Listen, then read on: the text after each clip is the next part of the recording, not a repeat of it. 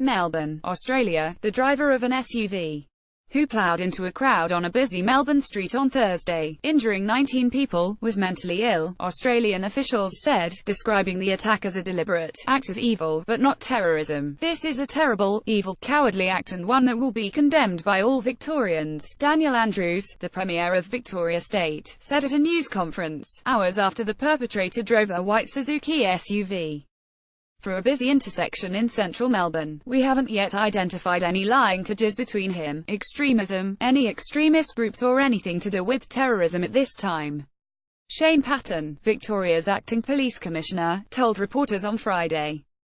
He said investigators had conducted a preliminary conversation with a suspect. During that conversation, Mr. Patton said, "He made what I can best describe as utterances in respect to a range of things about hearing voices, about dreams, but also attributing his actions to perceived mistreatment of Muslims. Obviously we need to explore all of that." Thursday's attack paralyzed the city's heart at the end of the workday, as it was teeming with people heading home or doing holiday shopping. Among the injured was a preschool-aged child and an off-duty police officer who arrested the driver. 4 of the 19 victims admitted to hospitals were in critical condition, the authorities said. People gathered near the site of the crash, outside Flinders Street Station. Melanie Burton Reuters. Mr. Patton described the driver, identified in Australian news reports as Saeed Nouri, as a 32-year-old Australian citizen of Afghan descent. He was known to the authorities and had a history of criminal assault and drug abuse, according to Mr. Patton, who said the man was being treated for a mental illness. The suspect, who resisted arrest, was the only person in the vehicle, Mr. Patton said.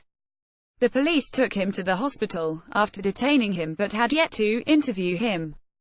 A second man was also arrested at the scene, after the police found him filming the crash and carrying a bag of knives. Mr. Patton said the man remained in custody for questioning but that he was not believed to be connected to the attack.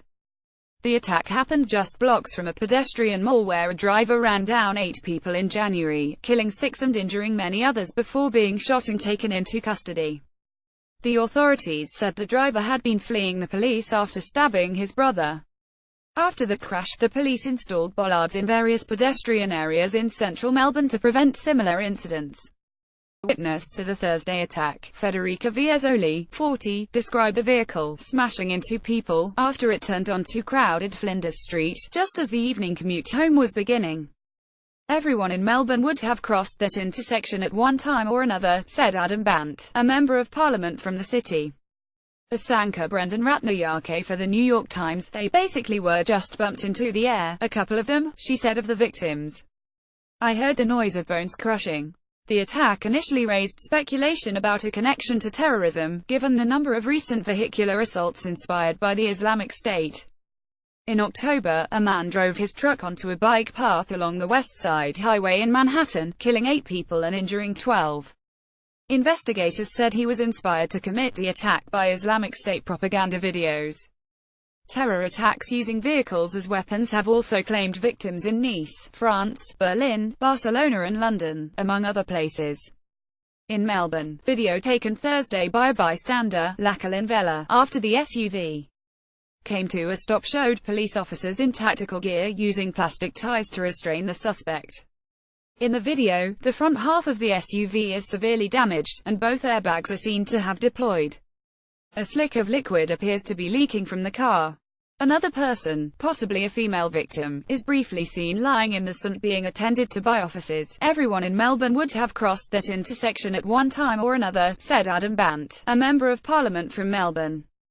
"People are in shock and probably will be for some time." Commander Russell Barrett of the Victoria Police said access to the site of the attack would be restricted for a considerable period of time, and he and other officials urged people to avoid the area.